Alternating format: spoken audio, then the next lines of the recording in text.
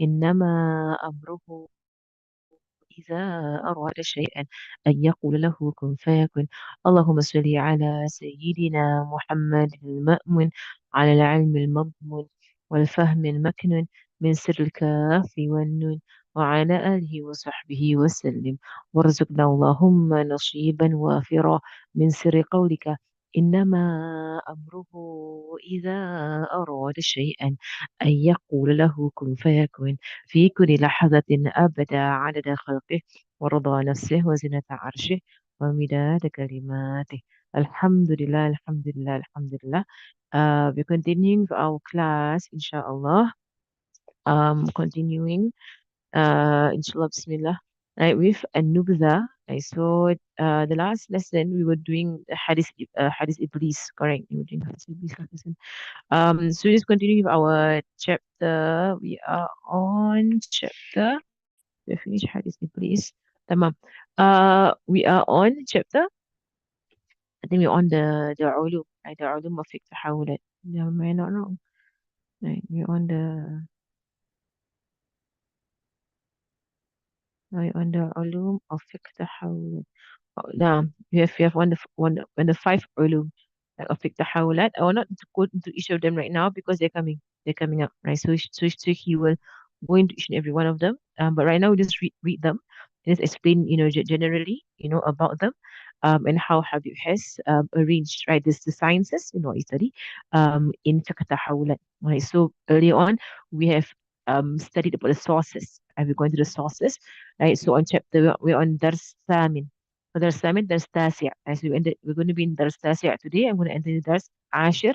Inshallah, not Ashir, but I'm going to go into Dars Hadi Ashir, right? The 11th lesson, because the 10th lesson is basically a summary, as a summary of the ninth lesson.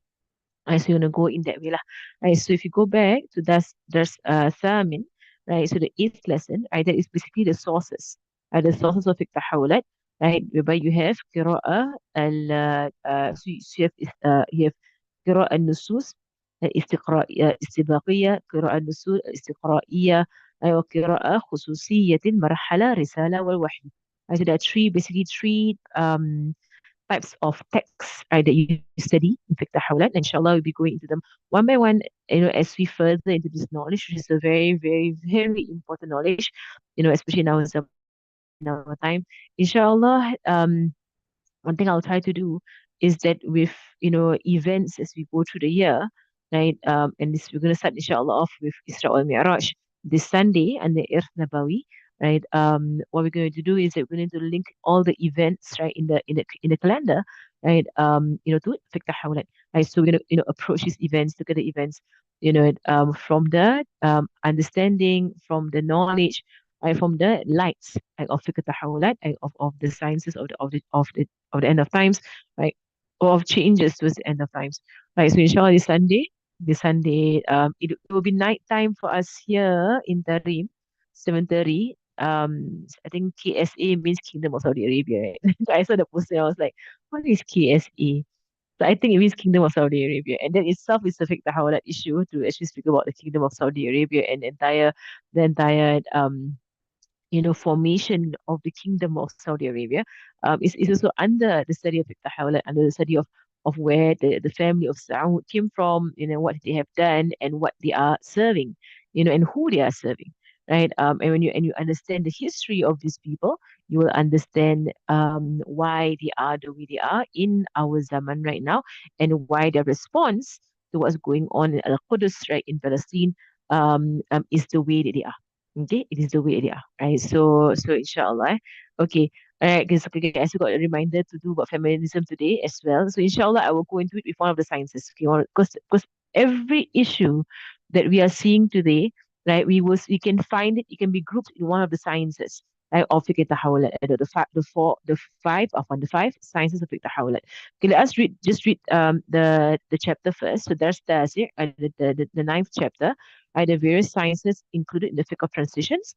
So there are five. So basically, the hadith of the Prophet sallallahu alaihi wasallam, when he speaks about the future, sallallahu alaihi wasallam, right, his hadith can be grouped into one of these five categories. Right, mashallah. Like, and this is what we're saying from the very beginning. what Habib Abu Bakr has done is nothing that he's not introducing something new. It's something that has always been there in the sciences of Islam, has always been there, in hadith, in Quran. It has always been the Sahaba. The Sahaba transmitted all of these things. And what he is doing, may Allah have mercy on his soul, Abu Bakr Adani, right, is that he is compartmentalizing, he is classifying it, he is structuring it as a science to be studied. Right? So he's making it easy on us, the common person, right, to study the sciences as opposed to having hadiths, and so many different hadiths all over the place, and you don't know how to work with this. All right. So just from the beginning of these classes is what we made it clear. That is what he's doing. He's structuring. Right. As with every science in Islam, right, there will come a scholar, or a group of scholars, or even generations of scholars who will be doing this. Right. So with regards to fiqh, fiqh was the first thing, right, to be addressed as an ummah, that our imams, our ulama, right, they came together from Imam Abu Hanifa to Imam Malik, Imam Shafi'i, Imam Ahmad bin Hanbal, right, they structured how do you work with hadith and Quran, right, and how do you derive ruling, and how do you have tahara and salat, and you have fasting, and zakat and hajj, and then halal and haram foods, and then aura and whatsoever, so the scholars go into a science, and they form up a science, and they form up principles, right, that in the future, when new things crop up, right, you can go back to the principles Imam Shafi'i has laid out, or Imam Ahmad, Imam Malik, Imam Abu Hanifa has laid out these principles, and they're all valid principles, right? And you can, kind of deal with what's going on in our day to day, right, and give a ruling. Right? That's basically what these, our great scholars have done. That is why, it has to, as common people, we have to be humble. We have to humble ourselves, with regards to the sciences of Islam, and not think that you are so that you can ever in any capacity challenge what our great imams have done. Right? So they have done this, and it's for Aqidah, they have done it for tasawwuf, tazkiyah. And tazkiyah is an ongoing thing. Right? And tazkiyah is in full ocean because it is the akhlaq of the Prophet sallallahu alaihi wasallam. Right? Tazkiyah, the purification of character. Yani akhlaq, right? Good character. So right now the time is ripe. You said time is ripe, not too late nor too soon, but time is ripe that a scholar has come up, and a scholar in the Ummah of Rasulullah Sallallahu Alaihi Wasallam has formulated, he has organized, he has structured, right, this science, right, so that people can take it, right, and especially the scholars, of later generations, especially scholars. So we are common people, yes, right, all of us, myself also, we're all common people, yes. We're learning this, yes, right, but we still depend heavily on our scholars. We still do that. Right? So we can't, just figure things out by ourselves, right? Unless you have spent time studying this, right? So you're learning this, right? So that you have a why, right? A why meaning you understand things going on around you, and you're understanding what's going on around you. You're not going through this zaman, this life blind, right? And in going through this, like, when you go through it blind, you end up doing a lot of, you end up falling into a lot of traps with the jar. You end up, raising your children wrongly. You end up watching stuff that erodes away your aqidah. You end up doing all kinds of things that's detrimental to your akhirah, right? And you don't even know you're doing it. And that is why you have to learn this, right? But in upcoming events, regards to new events, we do depend heavily on our scholars, and we have to, and that is the way of Islam, right? So to draw a parallel, like with regards to fiqh, right? For example, you learn fiqh so you can do your day-to-day prayers. You can do that. You can come, Ramadan comes around, you know how to fast, right? Zakat comes around, you know how to give your zakat. You want to go for Hajj, you're able to do so. But if an issue crops up that is not, a common issue, then what do? You go to the scholars. You still go back to the scholars and you ask them, right? And we figure out from them, right? So what we are going to learn, inshallah, and this is what I've been doing as well, is that I'm pointing out things that is personal, like salat is personal, zakat is personal, fasting is personal. So I'm pointing out things that on a personal level erodes away the faith, erodes away your iman, Islam, and ihsan. Right? So on a personal level, watching movies, no, right? On a personal level, I'm getting into mindless, screen time. No, on a personal level, Like even when it comes to cartoons, whereby I would say I would say all cartoons try and stop it, except those that are Islamic. And even those that are Islamic, our teachers to tell us, those that who's doing it, right? Who's making all these cartoons. What aqidah they are on. You know what manhaj they are on. Right? So even in that level, like they will say, you need to know where the sources are coming from. Right? Don't just consume stuff, right? And allow your children to consume stuff, and you don't know. For all you know, that the cartoon might be teaching wrong aqidah. For all you know, it might be destroying akhlaq.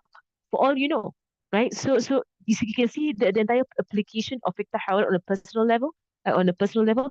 Then there is a global level, right, whereby the scholars will be at the forefront and they will guide us with regards to this, as to how do we, maneuver our life. Right? So, mashallah, I just give entire, overview of the whole points of Iqtahawla and the whole points of it.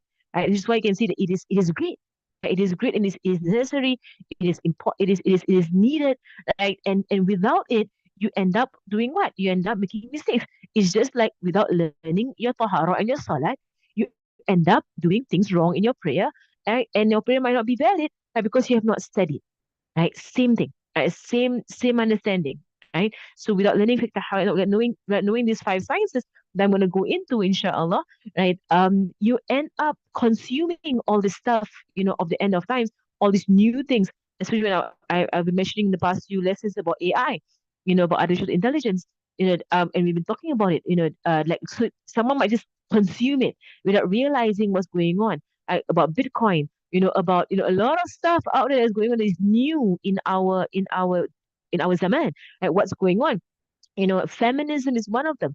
People just consumed it and embraced it as Muslims without realizing the poison that it is. It is a fatal poison. It's feminism onto your aqidah, onto your iman.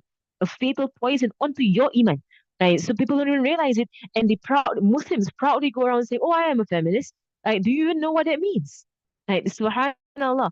And many things that people have gone into, they've gone to study, about Darwinism.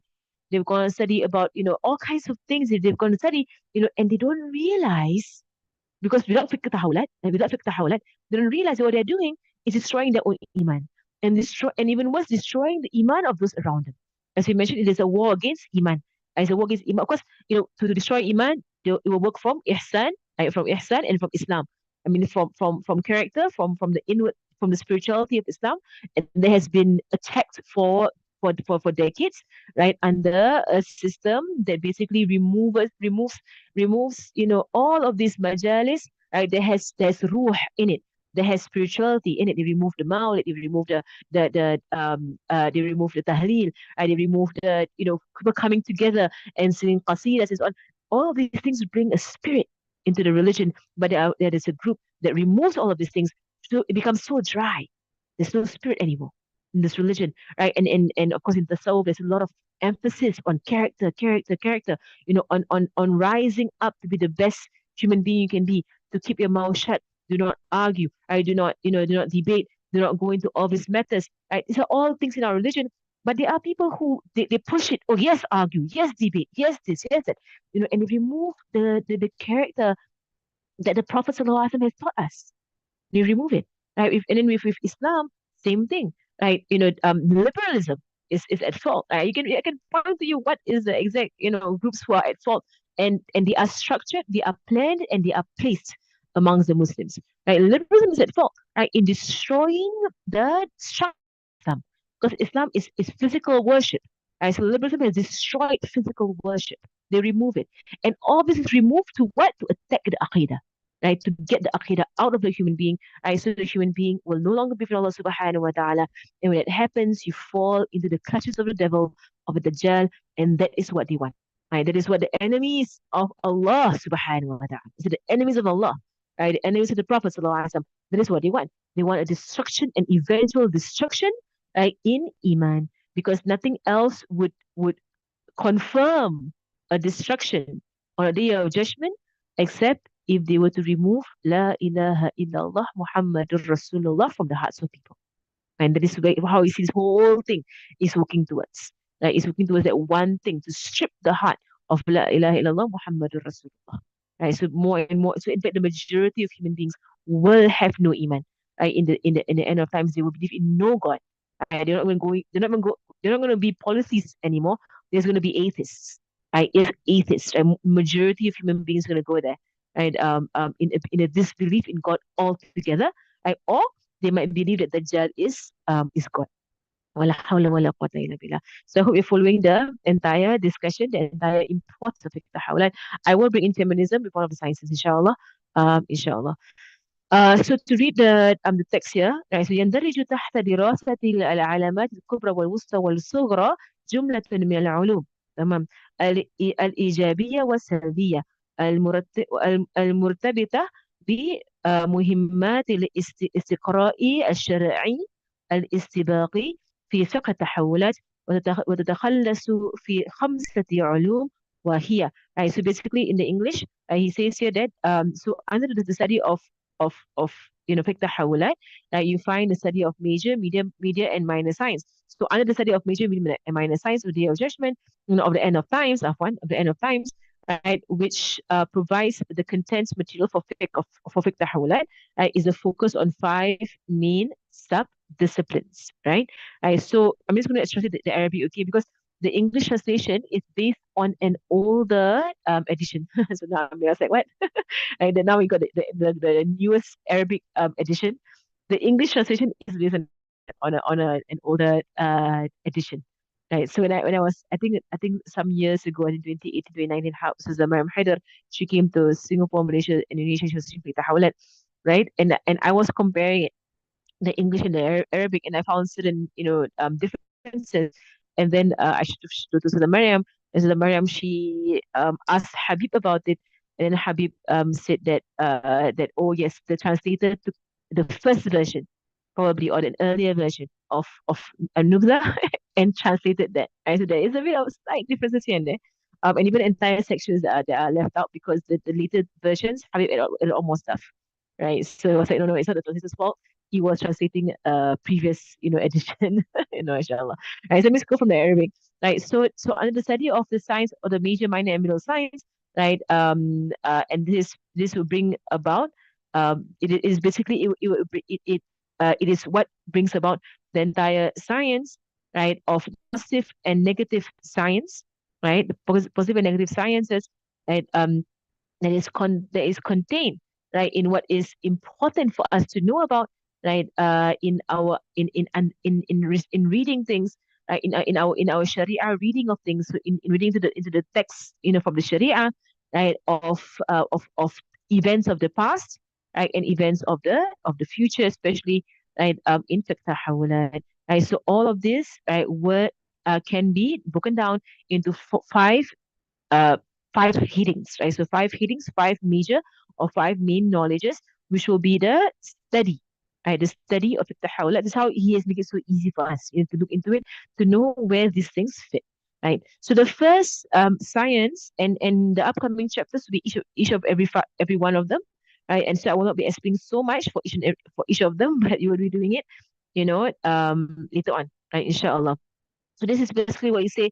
It is the fruit. Right? These five knowledges. They are the fruit, right, of fiqh tahawulat, right, of this knowledge that you can study things in a structured manner, and you can understand your response. What is supposed to be your response to these things? How you're supposed to take it or reject it? How you're supposed to consume it, right, and so on. And so, it's your response will lie, on your understanding of these things. So the first science that we have here is فقه النواقض والنقائض ومضلات الفتن وأسباب الوقاية منها في الحكم والعلم والاقتصاد.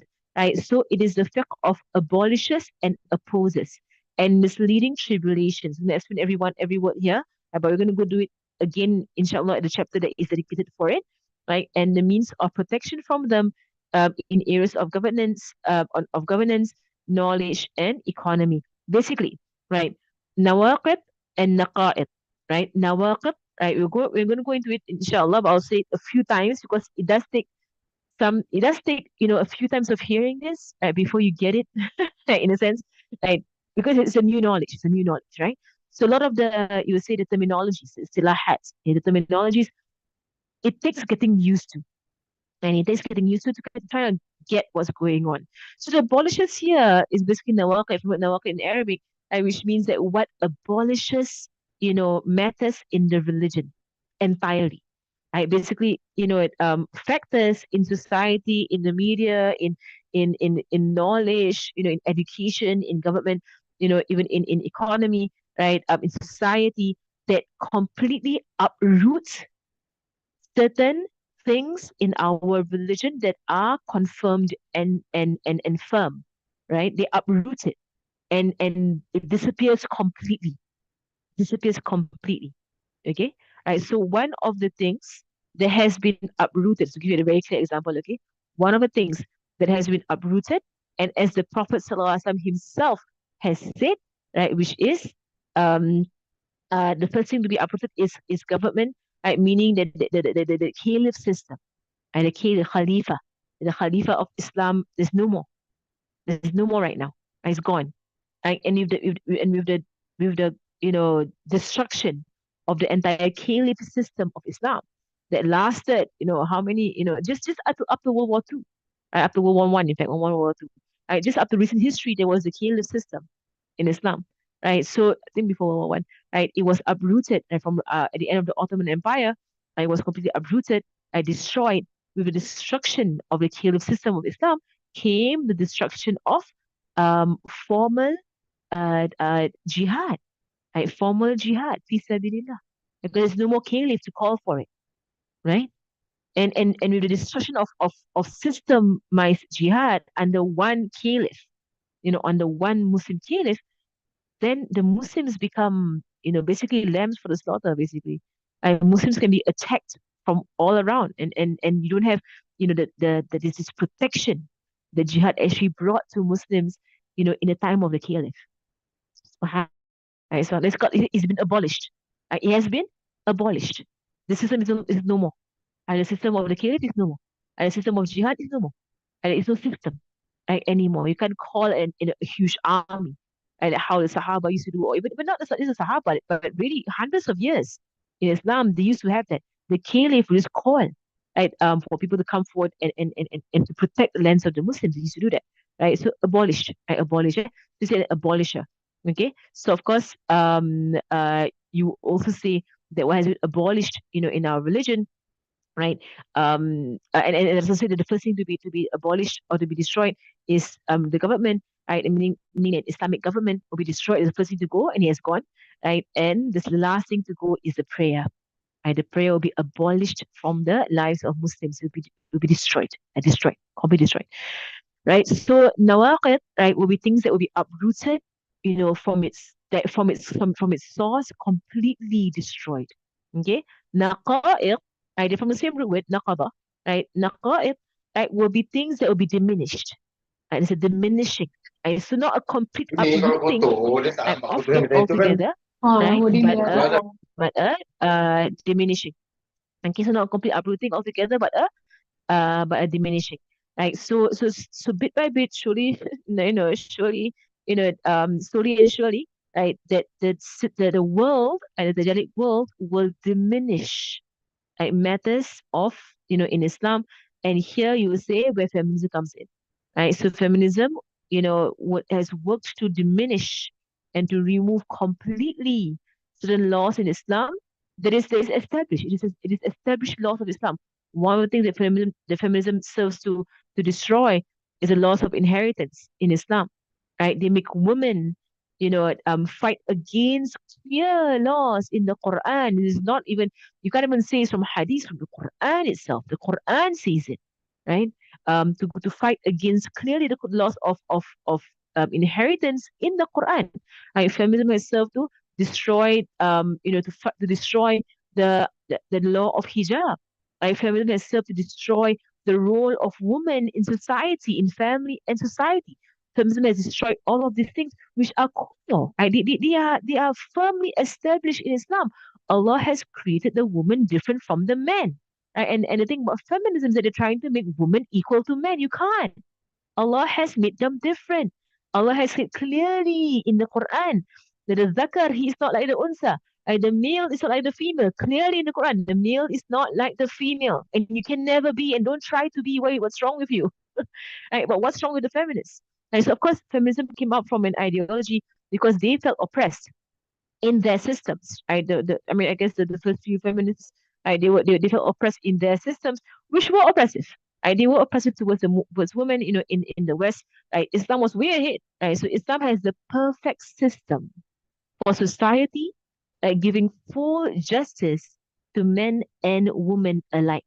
Right? So Islam given us that already, right? So what feminism has done is that it has brought women to an extreme, right?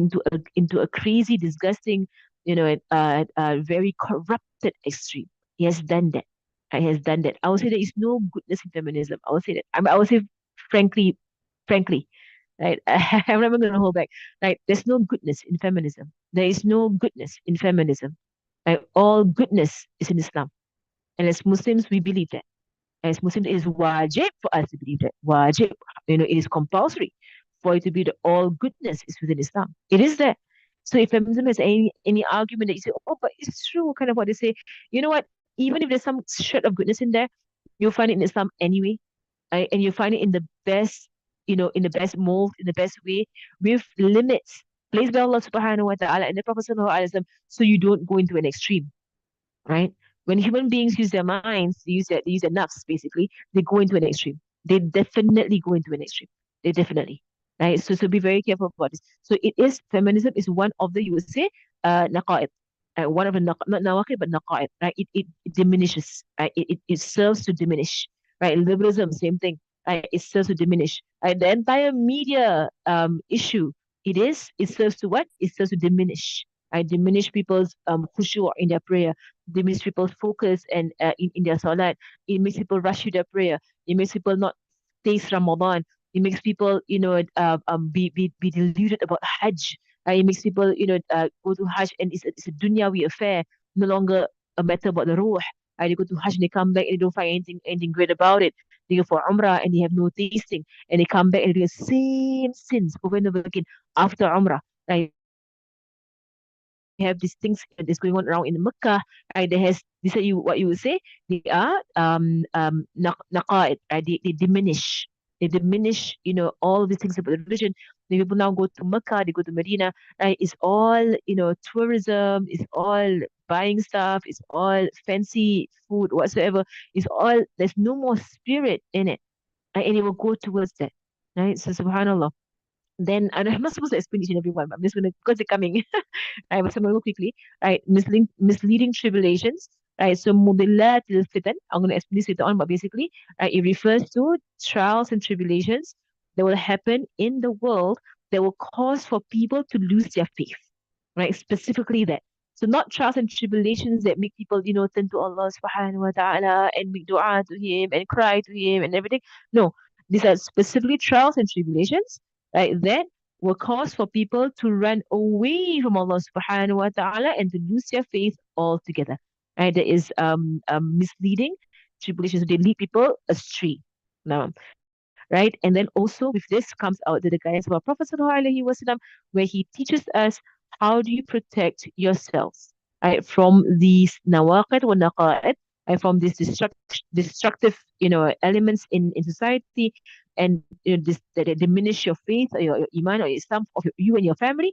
How do you protect yourself from the angle of government? Because it comes from government, from the angle of knowledge. Yes, it comes from false knowledge. It comes from the entire education system. It's coming from there, right? And also economy. Yes, it comes from there, right? Because there are three, you say it's the three aspects of society, right? And Islam has its role in every one of these aspects, right? So definitely this, the destruction will come from these three sources. Naam. Okay, number two. Okay, I'm going to go into this inshallah in the upcoming chapters. Okay. All right. So number two, فقه الإشارات والبشارات والنظارات وفقه الحصانات وشرف العدالة والسند. Right. So number two, right, fiqh of indications, isharat. And so isharat are basically like when the Prophet ﷺ says, okay, this is going to happen or that's going to happen, right? And then wait for this and then wait for that. And he will say that sallallahu alaihi wasallam. I will say, when this happens, I wait for this. When this happens, wait for that. So there are things that can happen. It could happen in society. It could happen in the in the horizons, right? In the cosmos, in the universe. Right? These things could happen, right? And then these things will happen, right? And then you're like, okay, this is a sign.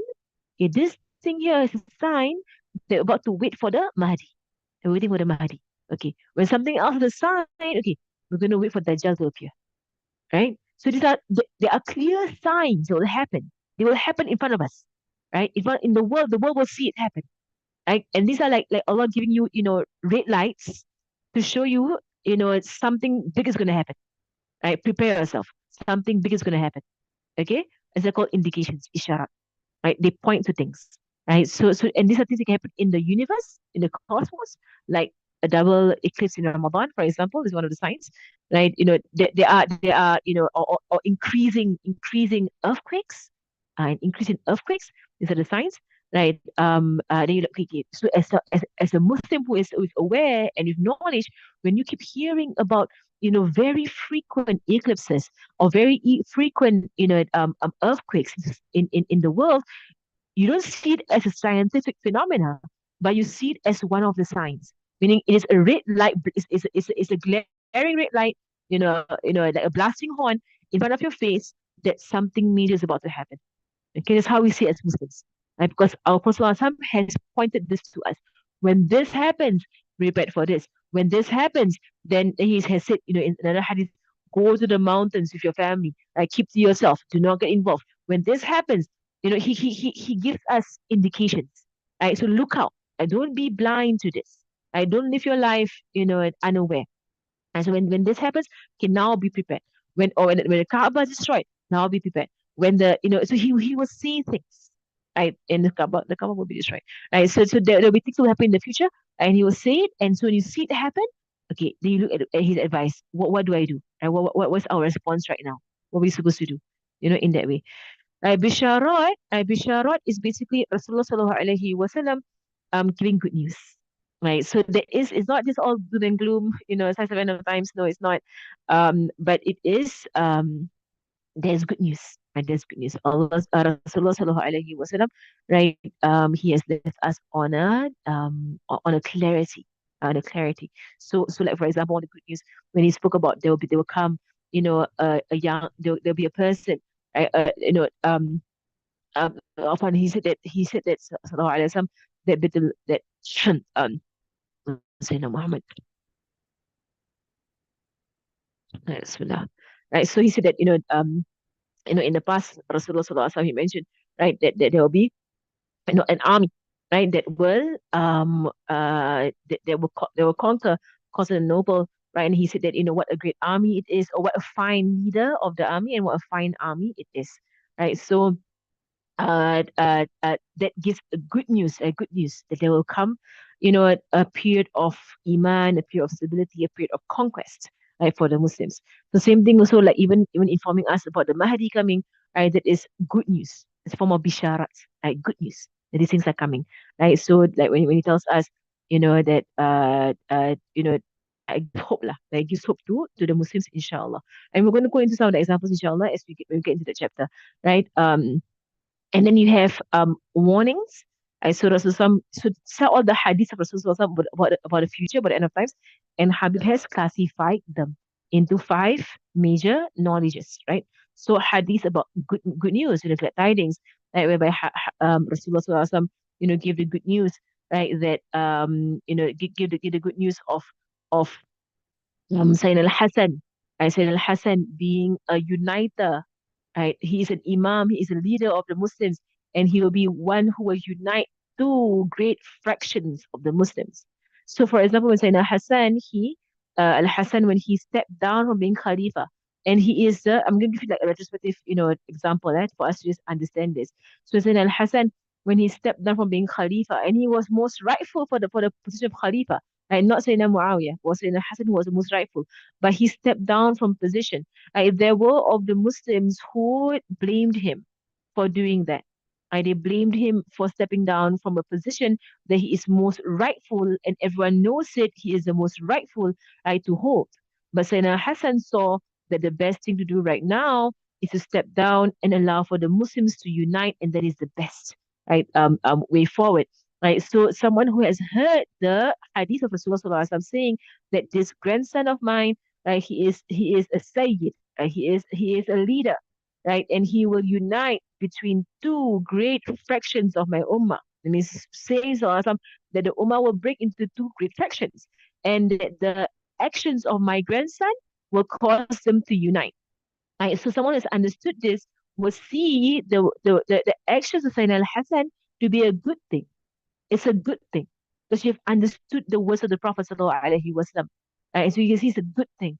Right? So therefore it becomes a like okay, so now he stepped down. And now you see what the Muslims united, and true enough, they united.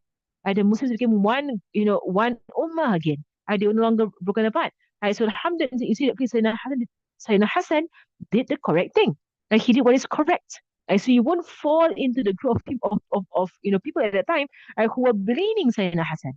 And they were calling him the loser of the Muslims. There were those who were doing that. They were calling him the loser of the Muslims. He was going around and he was being scorned by those who actually gave bay'ah to him, and pushed him, and they actually gave allegiance. They give, they took the bay'ah with Sayyidina Hassan, like, and Sayyidina Hassan stepped down from position, right? They were calling him the loser of the Muslims, the shame of the Muslims, the what? They were calling him all kinds of things. And Hassan, he's the grandson of Rasulullah sallallahu alaihi wasallam, subhanallah. But they were doing that. Had they understood that what he's going to do is correct from the words of the Prophet sallallahu alaihi wasallam, they would have, okay, fine. Okay, you know what? It's correct. It's correct. Right? What is being done is correct. Okay? Right? So it's like right now, when we look at the world, right? And Rasulullah Sallallahu Alaihi Wasallam, we know of the hadith whereby Rasulullah Sallallahu Alaihi Wasallam said, oh Allah, bless us in our Sham and our Yemen. There's a hadith where he said it 3 times. Bless us in our Sham and our Yemen. And bless us in our Sham and our Yemen. Right? Where is Sham? Right? Sham is Palestine. Right? It is Palestine. Right? It is Syria. It is parts of Lebanon. That is Sham. Okay? And he blessed it. He asked Allah to bless it. Like, and he said Yemen. Right? This gives you, an understanding that, and also there's other hadith about the light of the Quran. Right? The pillar of Iman in the Quran was placed in Sham. Right? It's in Sham. Like, this gives you understanding, of what is he saying, sallallahu alaihi wasallam. He's pointing us, right? And this actually falls under the immunity. Doesn't fall under flat lightings, but she falls under immunity. Because Rasulullah has praised his places, and he has asked Allah to bless his places, right? So it comes under immunity, right? Under the immunity. So he has given like certain individuals, certain societies, certain time frames, certain things whereby that these things are where you run to seek refuge, right? Whether it is physically or spiritually, right? Because in Islam, there's an entire understanding of spiritual immunity. So wherever you are in the world, like while the end of times, the showdown, as you can say that will happen in the Middle East, right? Basically, the entire big, huge, wars will happen in the Middle East. It will, right? So that's what's in the world. What are we doing? Right? We're in Singapore, we're in the US, we're in Africa. I mean, you're all over the world, right? So you're not there in the Middle East. So what are we doing? Right? Wherever you are at, you are involved with your heart. Right? With your heart, right? You are involved. And we can see it happen right now so clearly because Palestine. It's very obvious right now. Right? You can see the world for or against. You can see it no matter where you are. And none of us are in Palestine. We're never near. We're never near Palestine. Right? But really, you're so involved. Like you see how involved we are. We're trying to get involved, trying to stop, we're trying to boycott, we're trying to do all kinds of things to stop, right, the massacre that's going on. Right? Genocide is going on in Palestine. We're trying to stop it, right? We're trying to, right, the world has risen. Right? This is what's gonna happen. So this is like a preview. Right? What's going to Palestine like a preview of what's gonna happen in the Dajjalic period. It's basically the whole world is involved. It's not mustahil, it's not impossible because of technology. Right? The whole world will get involved. So no matter where you are in the world, right, and even from a hadith of Rasulullah sallallahu alaihi wasallam, right, whereby he said that whoever has something in his heart for the assassination of Uthman, and who is Sayyidina Uthman, when did he live, and when was he assassinated? He was killed, years ago. He's a third caliph of Islam, right? But he also said that whoever has, even a shred of liking for it, because there are people till our time who actually agree. They actually agree to the assassination of Sayyidina Osman, right? And they praise the one who did it. There are those in our zaman who praise the one who stepped Sayyidina Umar in our zaman. They praise Abu Lu'lu'ah, the Magian. He's not a Muslim, he's Magian, a fire worshipper. And he stepped Sayyidina Umar. There are people in our zaman who praise that person, right? They are no better than Abu Lu'lu'ah, the one who actually killed Sayyidina Umar, right? So Rasulullah said that those who have something in their heart for the assassination of Sayyidina Uthman, they will be with the Dajjal even if they're in their graves. Like even if you didn't live to the time of the Dajjal, like meaning what? It's all in the heart, right? It's all in the heart. Like where do you side? What do you love? Like what do you love? What are you engaged in? What are you involved in? And so what are you feeding your heart? And so if you're feeding your heart, the entire Dajjalic point of view, the Dajjalic way of life, the Dajjalic entire worldview of dunya, entertainment, this corruption, Allahu Alam, whatever it is, right? This whole world of Hollywood and whatever. If you keep feeding your heart that, right? Wala hawla wala quwwata illa billah. You don't have to wait for Dajjal. You're already with Dajjal. You don't have to wait for him to come out. He's going to come out for only 40 days. That's all. And he's gone, right?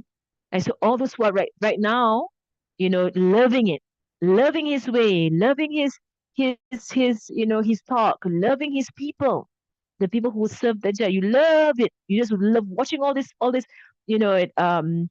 Marvel movies. You just love watching all this stuff, and you feed your children all of this junk that is all from the hands of the Jah.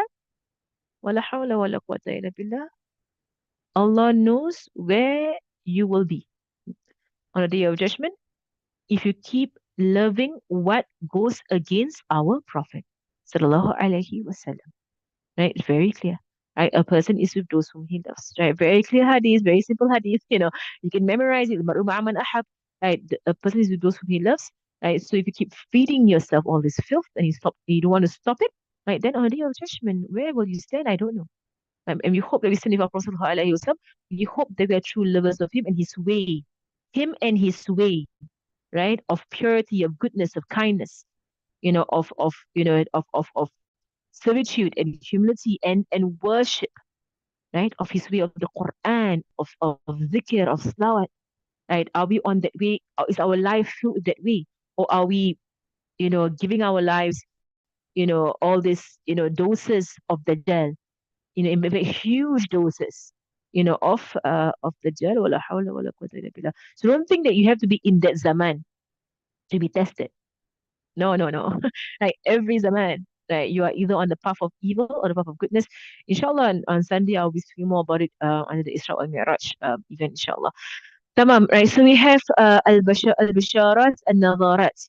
Tamam? Right? Al-bisharat al-nadarat. Right? And then fiqh al-hasanat. Right? So there's warnings from Islam, there's immunity, whereby he points us, right, to how do you keep yourself immune. In fact, one of the things that we mentioned is sanad. Right? Sanad meaning a chain of transmission all the way to Prophet Sallallahu Alaihi Wasallam. There's a form of immunity in the end of times that you look for those who's carrying sanad, who's carrying a chain of transmission. So you know they're not going to make up whatever they're saying, right? So and it's one of the things against feminism because when you tell me feminism, I say to you, what's the sanad, right? Where is this coming from? Like where is the source? What's the source of this? Can you give me? Right. So when you go into the history of feminism, which mashallah, Sister Abdullah, she was doing it with us in Singapore, for the Singaporeans some years ago, and she did recently if there was Liverpool, right? That she shows the history of it, the source of it. Where's it coming from? And when you know the source of it, the history of it, then you know it's evil all the way around. It is evil all the way around.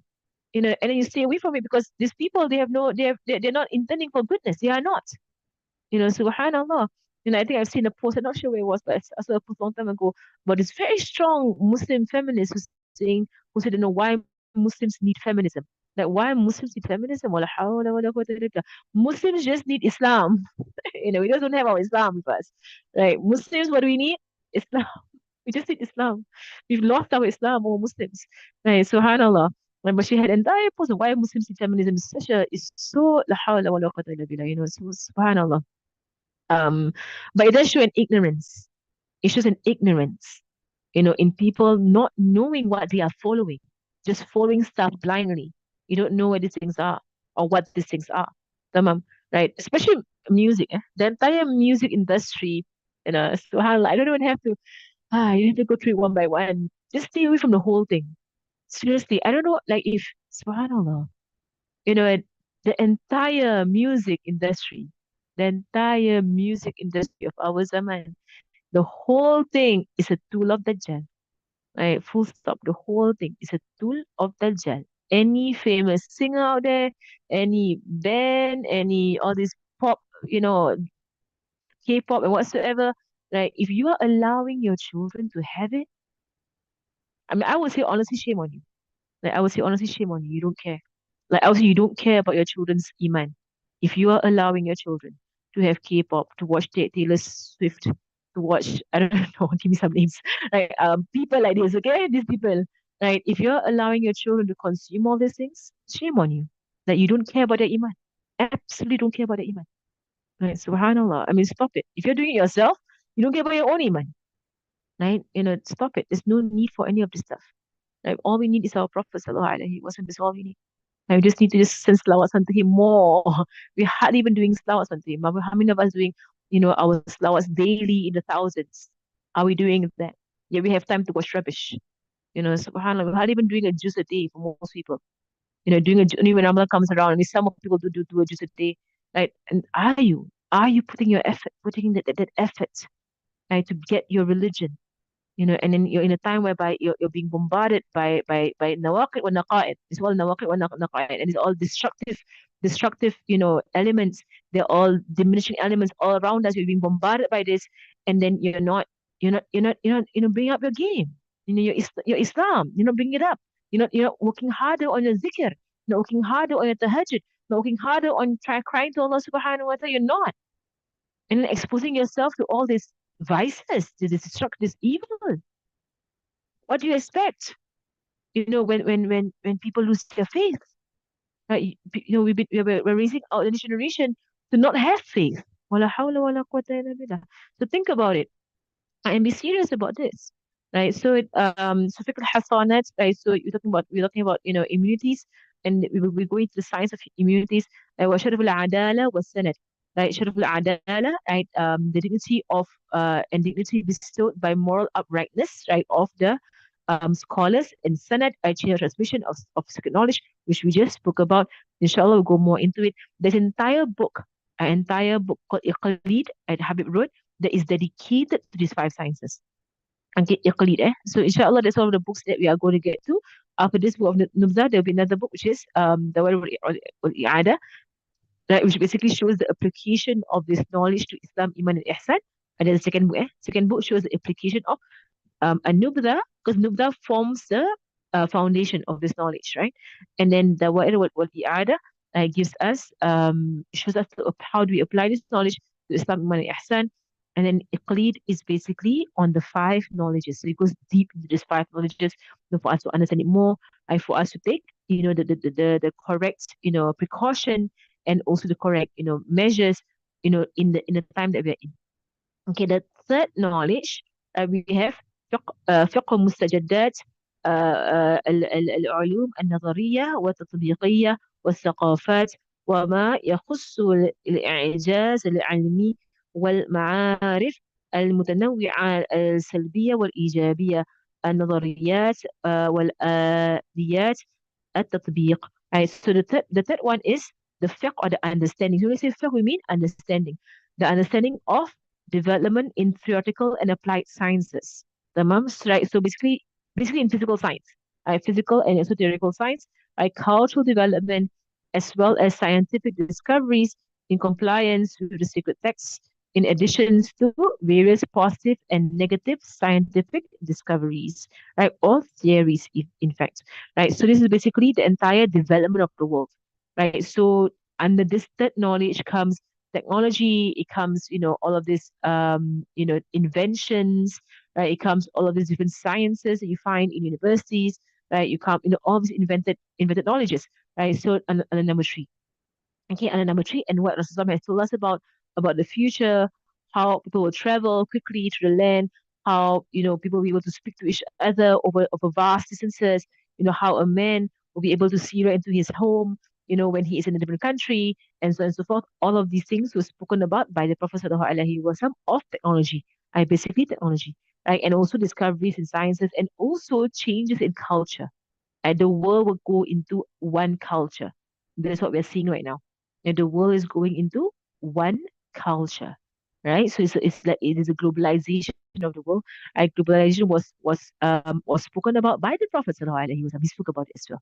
Right? So all of these things were spoken about, right? The entire westernization of the world, the entire globalization of the world, right? The entire secularization of the world.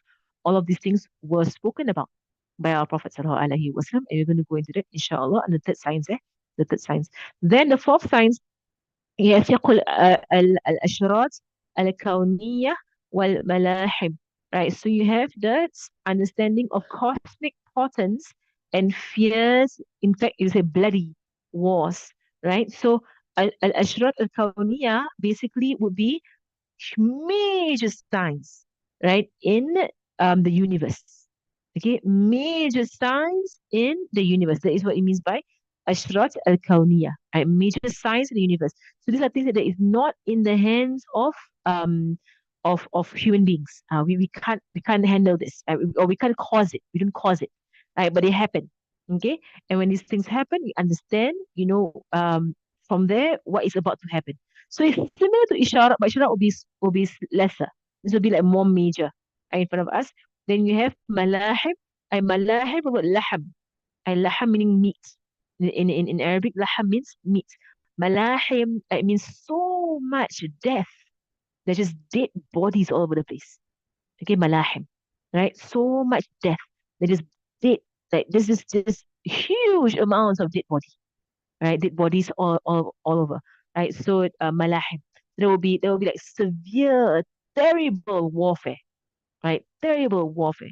And you can't imagine, subhanAllah, the time of Sahaba, when they still had, warfare that was Sharia, whereby only army fights army, right? How do we have imagined this? That in our Zaman, and I spoke about this earlier on, I think a few lessons ago, right? That when you speak about warfare in our Zaman, right, we automatically think about warplanes. Whereas warplanes is something that that should be illegal in warfare, because warplanes destroy. I mean, they target what? Civilians, right? Targeting civilians, right, should be something that is illegal in warfare. In human beings of the past had so much more morality than us today. In the past, when country faced country in the past before technology, right, for the warplanes, like in the past, when two sides want to fight war, right, they send their armies out and the armies fight. Those who are trained in fighting fight those who are trained in fighting, and they both have their weapons, and they both have their basically it's fair ground. So you have this thing called a battlefield. You should go to a battlefield and you fight on fair ground. That makes sense, right? And then so the winning army wins because you fought fair and square. But to call war something whereby someone who is fully equipped with bombs on a plane in the air, dropping it on civilians who are just going about their day, mind their own business, farming their lands, growing their crops, having no way of defense whatsoever. That's not called war. This is called being a murderer. This murderous. There's no fighting there. There's no fighting. It is cowardice. Right? But that's what the world has come to. When they say war, what do? Bomb everything. And we've grown up in this because and most of us here, we are post World War generation. So when we hear about the World Wars, we hear what? Bombings, right? People tell us what happened during the World War. bombings. On who? Civilians. And it's become like the order of the day. Like it's become the order of the world. When we say war, we mean, yes, this couple bombing everybody. It's not called fighting. This is called, I don't know what to call it also. Like it's just like it's just being a coward, being a bully. That's all they're doing. You're not being like a courageous warrior, like Sayyidina Ali, Sayyidina Hamza in the battlefield and fighting the swords and their shields against someone who has swords and shields. Fair ground, like fair play. You fight each other, see who's the winner, right? Subhanallah, this is like above my head. Your old grandmother, children, people who are completely not armed and they can't even reach this warplanes. You can't reach them, and you're dropping bombs. What kind of war is that? Like, it's cowardice and brutality, as we call it, brutality and cowardice. But the world has come to that, right? It's become the culture of the world. The world has come to that. It's shocking, lah. It's shocking that this is what they call war. Disgusting. This is disgusting. If you think about it, now that I'm talking about it, you think about it, it is really brutality to even think that. You want all these warplanes to do what? And why are so many countries having all these, warplanes? To do what? To bomb who? And what are they doing? What they're trying to do. Subhanallah. Right, so subhanallah, doing for Rasulullah is the best way, mashallah. One thing I heard from my teacher here is that with regards to the way that Yemen is doing it, right? So Yemen Houthis, they're just blocking the ships, the trade ships, they're blocking it. And they have not killed a single person, mashallah. They actually check the hukum of it. They actually check hukum, mashallah. So I heard, they actually check hukum. Is it permissible to do that, right? Muslims don't do things, true Muslims don't do things that are haram. So when they claim that, these groups had killed innocents, you find out now that they're all lies, right? It's coming out now, right? It was all lies.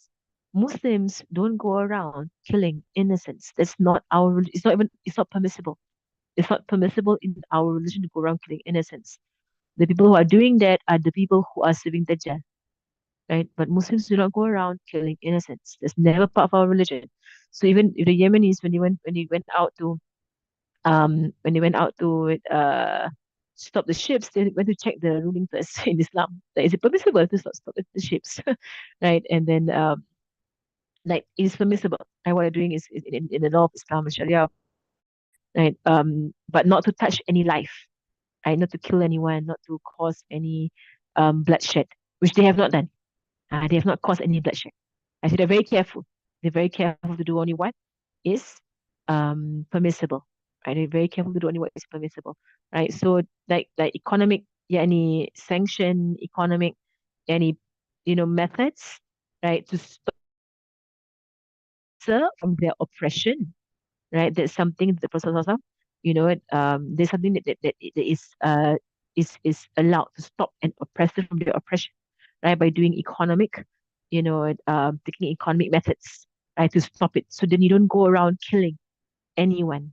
That's what's going on. And no one's being killed, right? No one's getting killed, right? But kind of putting pressure on the oppressor to stop their oppression. No, right? Subhanallah. Subhanallah. It's amazing lah. It's amazing, Subhanallah. Right. So now, okay. So we have the malahim, the malahim. Then you have فقه الربط الشرعي بين الديانة والتاريخ. Right. And the last one is linking history with religion and understanding events through sacred knowledge, right? Through the Sharia. Right. This is important so that we understand where we are at right now, right? So for as long as we don't look back in history, we're going to go into the world wars, we're going to go pre-World War, we're going to go into the Industrial Revolution, we're going to go into the caliphs of Islam, different during the first type, the Umayyad type, the Umayyad time, then you go into the Ottomans and so on, right? So you go back, right? And you're going to understand all of these changes in politics, in society, in the world coming into colonialism that happened worldwide, whereby the West, the Western world came around and began to colonize the entire world. What they were doing when they were doing that, all of these things have been spoken about in our religion, right? Rasulullah has spoken about all of these things, right? And then the entire, formation, of what's going on right now in the Qudus, in regards to Palestine and Israel, how they got to that, how that happened, right? And to understand also this entire globalization, and so on.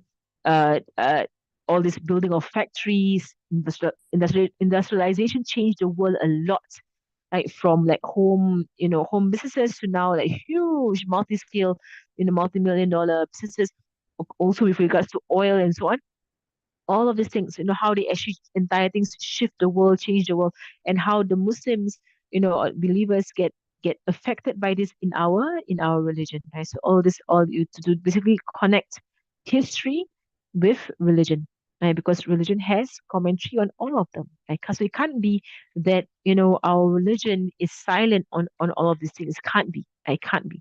I just said Allah's is that we have not been studying properly, inshallah. Okay, the next page, right? That's Ashir, right? That's Ashir, right?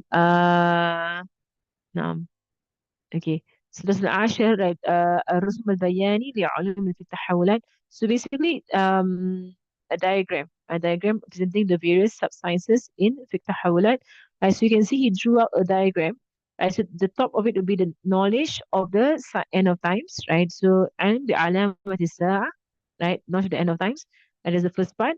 Then ركنا علم بعالم الساعة. So the two, so the knowledge of the science of the end of times, right? The science of end of times.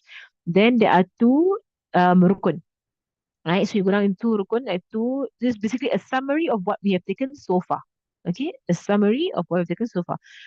So science at the end of times, I break down into two pillars. Right. So the first, and it is from the hadith of the Prophet sallallahu alaihi wasallam, where he said that the signs of the end of times are: first one, a slave girl gives birth to a slave girl gives birth to her mistress or to her master. It was written awal, أن تلد أمة ربتها أو ربها. Like, and then the other sign is أن ترى حفاة العراة العانة رعاء الشاء يطاولون في البنيان. The second one is the barefoot, belly covered, destitute, shepherd. Right, they will compete to build higher and higher buildings. So there are two signs that we have learned, in fiqh tahawulat, right? So from these two signs, we learn the interpretation of these signs, right? So the interpretation of the signs on the first part will be نقد قرار العلم والاعتقاد, and the other one is نقد قرار الحكم والاقتصاد, right? So a destruction in knowledge and faith and iman, and the other one will lead to a destruction of failure in economy and governance. Okay, the latest text has all this stuff in between. Right? You can see the English only has the diagram without all this stuff written by the sides. So I'm gonna translate the things by the side. Okay, right. So it all comes from the hadith of Rasulullah sallallahu alaihi wasallam.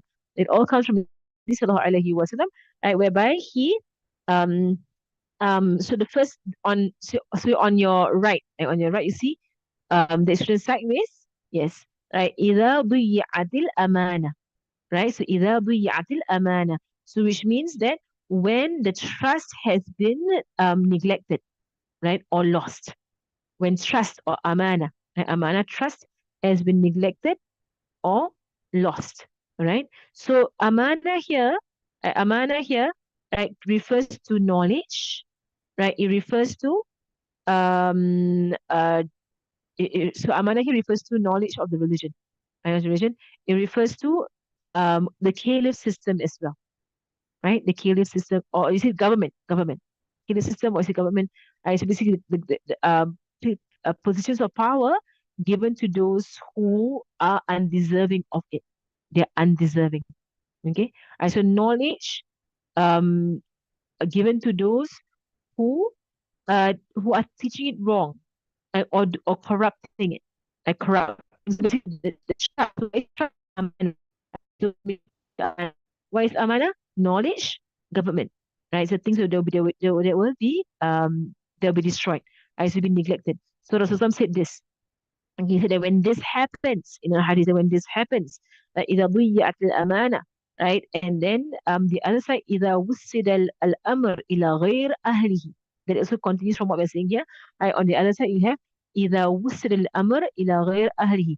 when the matter is given to those who are undeserving of it. So I was pushing that on the other side, but it's on this side, right? So when the matter, meaning the matter of government, is given to those who are undeserving of it, right? Because and so under their hands, things will be destroyed, right? Things will be ruined, because these people they fail in protecting the people, right? In leading people, they fail in doing so. Right? They're just they're greedy, right? They are power hungry, they're money hungry, right? They're not looking after after those who are below them in society, right? So this is one of the signs of the end of times.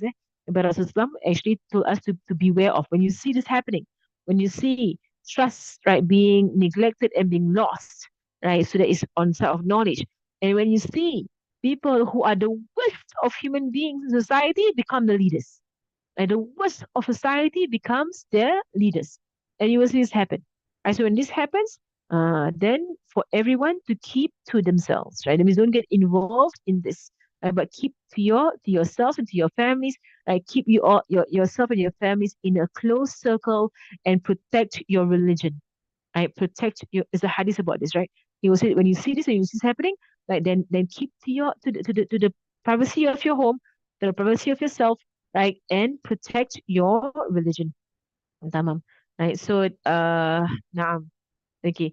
Right. Then in the middle of the text, so in the middle of the diagram, there is a hadith that is being mentioned there, where Rasulullah sallallahu alaihi wasallam said, لينقضن عرى الإسلام عروة عروة فكل من قضي فكل من ثقبت عروة تش- تشيث الناس بالتي تليها وأولهن نقضا الحكم وآخرهن الصلاة. Right, so Rasulullah said that Islam will be reduced or will be removed, strand by strand. And the strands of Islam, the aura, and the aura will be the strands, the strands of Islam or the ropes of Islam, will be removed strand by strand. And everything, and every time a strand is removed, it will not come back. Every time a strand is removed, it will not come back. Right? The people will struggle, right, to grab on to the next one. They will struggle to grab on to the next one. Right? And the first, and the first strand that will be removed will be that of government, and the last strand to be removed will be that of prayer. Right. So destruction will happen from communal level first. Islam will be removed from community first, and then it will be removed individually, one by one, till all is gone. And may Allah subhanahu wa ta'ala protect us, because in every zaman there will be those who will hold on to the way of Rasulullah sallallahu alaihi wasallam. He has given us that bishara. It's good news.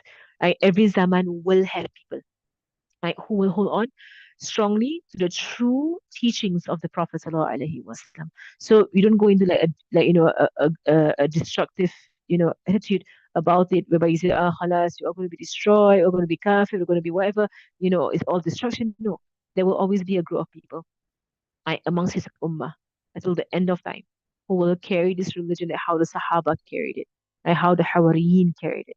And so inshallah we just intend that, our family, our children, that they carry this strongly, right? So the aura of Islam, right, basically the Sharia, Iman, and akhlaq, right? So basically Iman, Islam, and Ihsan, right? That is the aura of Islam, and you will see that it will be removed, strand by strand. So, for example, right now, with regards to ihsan, right, the entire concept of modesty, right, modesty has been destroyed in our zaman, right? The entire, being modest, not wanting to show off of yourself, right? The whole culture of the zaman is to show off, show off, show off, tell, take pictures and post. Your opinion matters. Go and tweet about it. Go and put it all on Twitter, everywhere, whatsoever. Right? The zaman calls to that. And our kids have no more shame in what they are posting online of themselves, with their bodies and whatsoever. Right? It's all a destruction of ihsan, of akhlaq. Watching all these movies and TV shows that have very vulgar language, and just watching the stuff and allowing them to just listen to it, very sexual, very vulgar. The destruction, of that, of the strands of ihsan, you're destroying it. And with Islam, the entire system of the world not allowing for prayer, not allowing for fasting, not allowing for for hijab and for covering your aura, like the system does not allow them to do so, right? The destruction of what? Islam, right? And then Iman, the entire reliance on what is chemical, what is physical, and not having reliance on Allah subhanahu wa ta'ala anymore. Right? Just, always having to take what is chemical. Right? The one not wanting to go to zikr anymore, not wanting to go to Quran anymore, not wanting to cry in the night to Allah subhanahu wa ta'ala anymore. No, no, no, no, no. Take some pills, take some chemicals, destroy your iman. I have no reliance on Allah subhanahu wa ta'ala. Just think that you are the ones, you know, that human beings think that they are the ones who control their lives. It goes into iman. Okay, destroys their iman. And having no iman. That's why what we're seeing in Palestine is refreshing. It's actually refreshing in a way, what I mean is that in a way that you see the iman shining. So the iman of a people who have nothing and they have everything. Subhanallah. And on the flip side, in the all these first worlds so called, who seem to have everything but they have nothing. Right? A small affliction and they lose their iman. They stop praying. Subhanallah. Right? People, subhanallah, understand things clearly. Right? People in Palestine, they have everything. Subhanallah. Everything that matters to Allah subhanahu wa ta'ala. They have nothing that does not, I mean, what they don't have, they don't, doesn't matter to Allah subhanahu wa ta'ala. Right? But they have the iman for it. They have the Islam. They have the ihsan. MashaAllah. Um, Tamam. Like, and all of this is derived like from the alamat, alamat al-kubra, wa alamat al-wusta, wa sughra, right? And then under the three alamat, right? So we have the major, middle, and the minor signs of the end of times, right? Come up from there, and underneath that you have the five knowledges, like fiqh tahawulat, the five knowledges which we just went through, right? So fiqh النواقد والنقائد ومضلات الفتن وأسباب الوقاية منها في حكم والعلم والاقتصاد. And then you have next one, فقه الإشارات والبشارات والنظارات والحصانات وشرف الأعدلة والسند. And فقه المستجدات. Right. Now we have the five. Is it next one? Yeah, now next one. Right. So the fiqh of linking history. So from the side of the abolishers, opposers, misleading tribulation, and means of protection. Then you have fiqh of development of theoretical and applied sciences, culture, and positive and negative discoveries. And you have fiqh of linking history and religion through knowledge. All of these things we will be studying, inshallah. And then you have fiqh of indications, glad tidings, warnings, immunity, dignity of upright carriers, and chains of transmission, and the fiqh of cosmic portents and fierce wars. Right, so inshallah. Okay, alhamdulillah. So these are the five knowledges. We're going to go into the first one, but I guess I'll do that. I will do that next lesson, inshallah. Right. So okay, I'm just going to go through some of my notes here. Then I will take some answer some questions. Right. So basically, these are the knowledges that we're going to be studying till the end of basically from now on. This is what we're going to be studying. We're studying these five knowledges, and the hadiths will all fall under these five knowledges. Inshallah. Right, and that this is and this is basically the fruits, of his entire knowledge.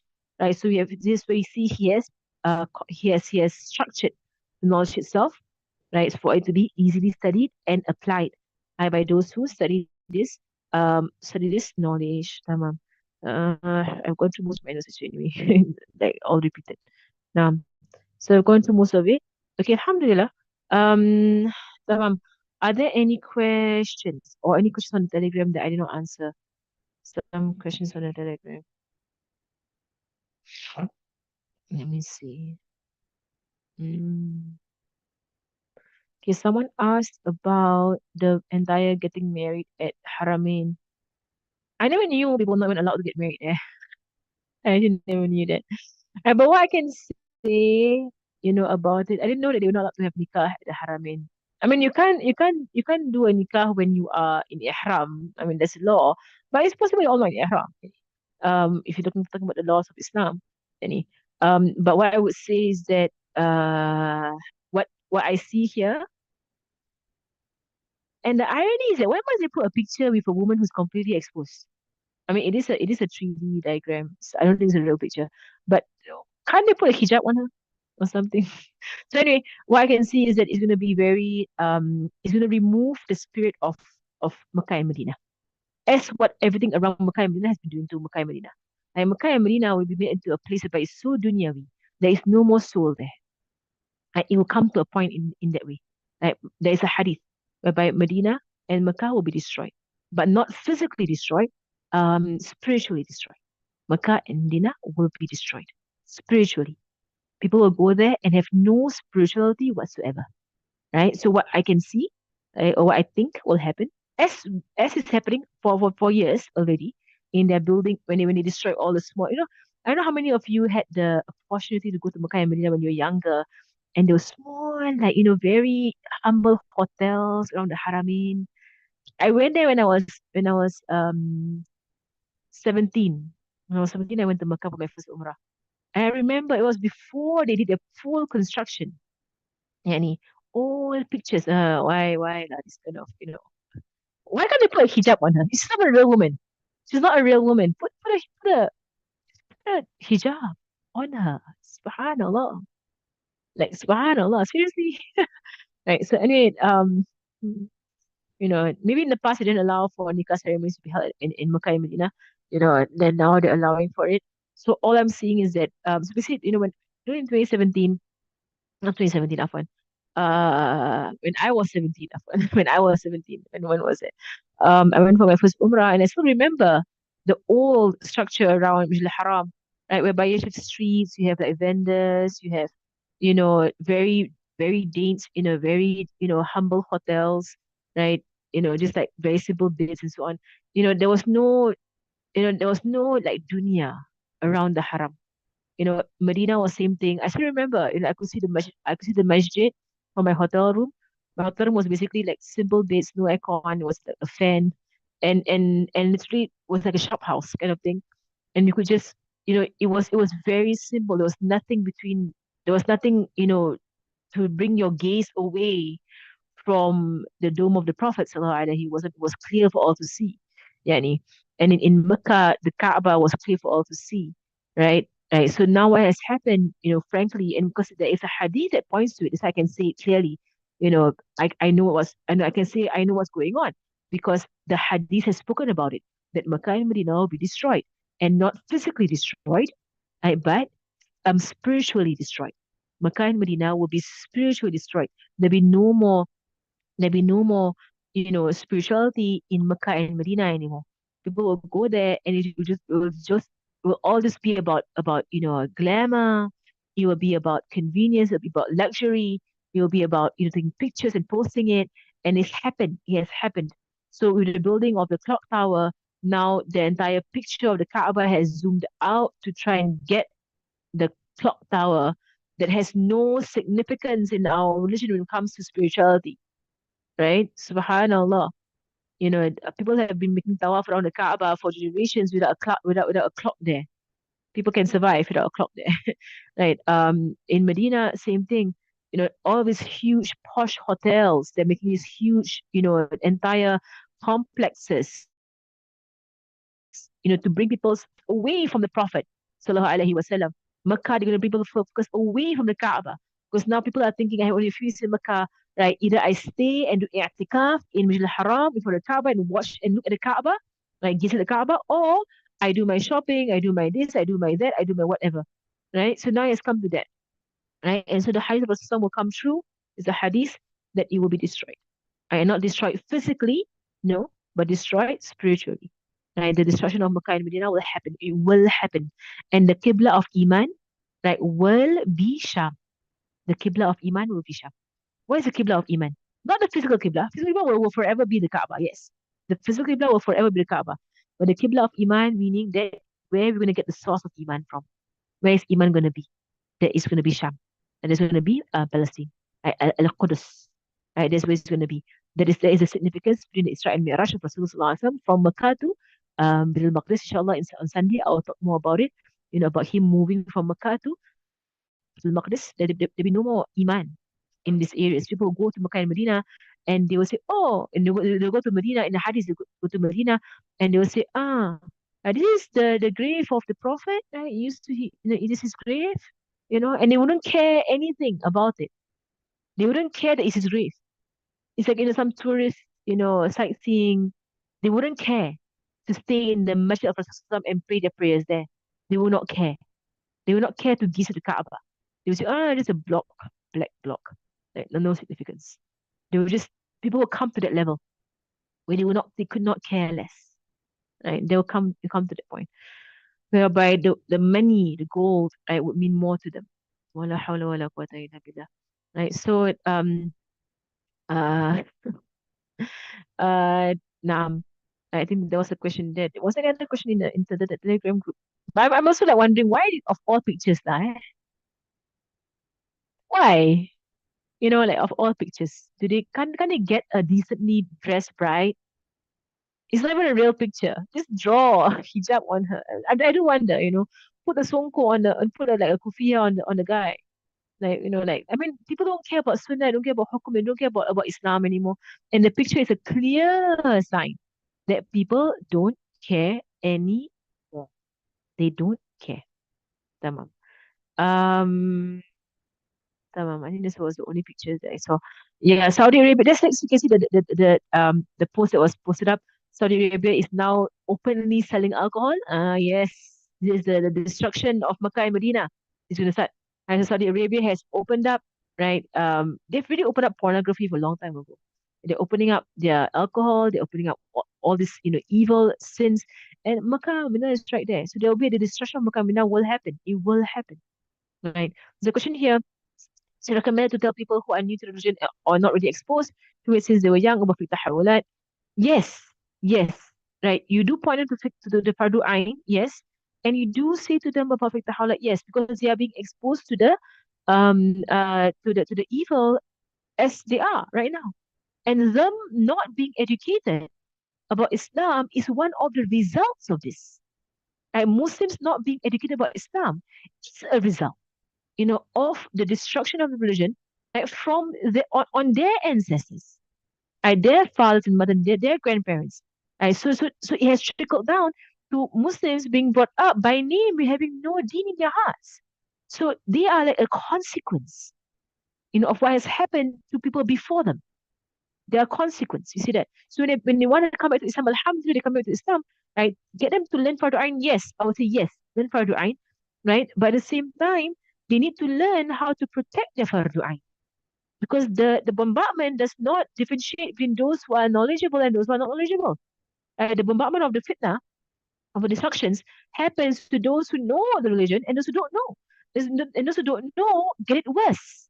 They actually get it worse, right? So they're trying to learn their salat, trying to learn their fasting and so on.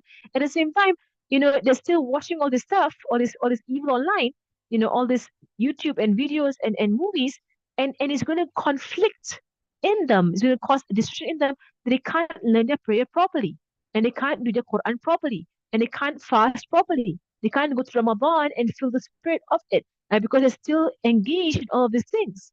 Someone told me that Taylor Swift concert going to happen before Ramadan. Like this kind of thing about, like, you know people for Ramadan, don't go. Don't. Come on. Care about your iman. So it's really something that is, you see, it is foundational. It is foundational. That's why we have even asked our teachers about teaching this to children, and she said yes. Habib said yes. Tell children. Explain to them why they can't watch these cartoons. Explain to them what happens when you watch these cartoons. It's because they are also being bombarded. I should tell them, all these superheroes, right? All of these princesses, right? All of these, monsters that are Dajjalic, right? All these like minions, tell them, say to them, you know, and at the same time, point them to the Prophet Sallallahu Alaihi Wasallam, so they love Rasulullah and the Sahaba so strongly, they are disgusted by anything that will bring them away from Rasulullah Sallallahu Alaihi Wasallam and the Sahaba.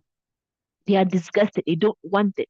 They don't want Disney. They don't want, Pixar. They don't want Nickelodeon. They don't want it. They don't want it. Disgusted by it. So it's a war because these things are very attractive, incredibly attractive. So when you point them to, what's it called? I forgot the cartoon. The one with the snow queen. What was it about? It lost me. You also it's popular, right? That thing. See, I forgot the name of the cartoon. Frozen, yes, Frozen. Allah. Yeah, sorry. I mean, subhanallah, it's a worldwide craze, right? Frozen. I never watched it, but I know it's a worldwide craze. Even here in Tarim, there are girls walking around with that merchandise. I already watched it, but I just have the merchandise. And it's like it's so much evil in there. So much evil in there. Right? I don't have to watch this to know what evil is in there. But every Disney movie is evil in there. Right. So I mean if you're still giving your kids kind of, merchandise whatsoever, so for you to learn when you understand this, right? Right? When you understand this, I don't know who that is. This thing, Habib used to watch his stuff to see the evil in it. Okay, for me, I'm not doing it. I'm not watching it. But I think it's enough to tell you all is all evil. It's all evil, right? So I have no idea who is Maleficent. Right? But Subhanallah, you can see for yourselves. You can see for yourselves, right? The evil in these things. And the concept of lesbianism and whatsoever, wala hawla wala quwwata illa billah. They will put all these things in, and people can voice out all you want. The Muslims can go into an uproar. Oh, they put what LGBT in Toy Story, right? You can do what one. You know what? These people, they are instructed. Right? These industries, they are instructed by their master, the Dajjal, to do all these things. They don't want to listen to you. They're gonna keep pumping it in, right? Because they're aimed at destroying, right? So what do we do as Muslims? Stop it. Who's making you watch it? No one's gonna force you to watch it. So why must it be this uproar? That Toy Story now has some, LGBT couple. Just don't watch lah. You watch for what? Right? I mean, I don't understand Muslims. Like you want to make so much noise that, oh, Disney putting LGBT. Da, da, da, da, da. Don't watch. You're trying to tell the kafir to not be kafir. I mean, they're gonna do their fasad, their mufsidun, right? They're corruptors. They're gonna corrupt you or Muslim. Stay away. Right? Don't complain that they're putting the corruption everywhere. That's what they're gonna do. That's their job. Their job is to bring corruption. Like your job is to stay away from corruption. Like, do your job. Subhanallah. So anyway, right, yeah, I think that the commentary here, I think it's gonna happen.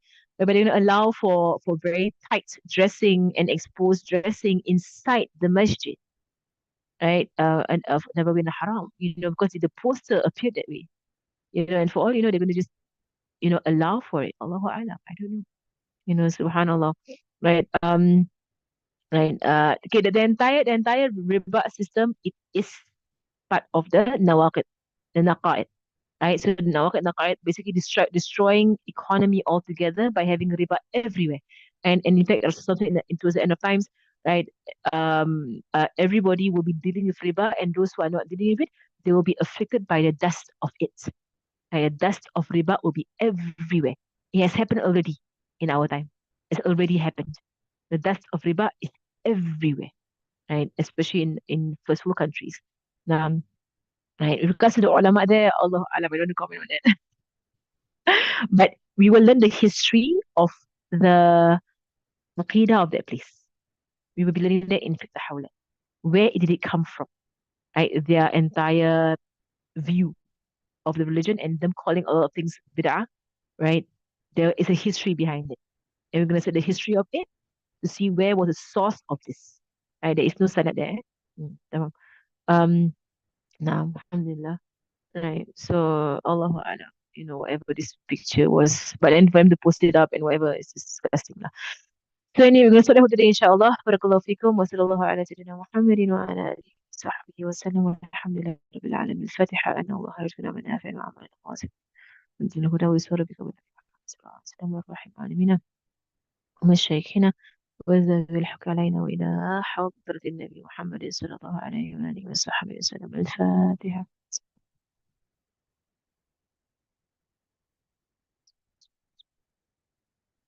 بسم الله الرحمن الرحيم. والعصر. سبحانك اللهم وبحمدك أشهد أن لا إله إلا أنت أستغفرك وأتوب إليك. وصلى الله على سيدنا محمد وعلى آله وصحبه وسلم. والحمد لله رب العالمين. جزاكم الله خير. الحمد لله.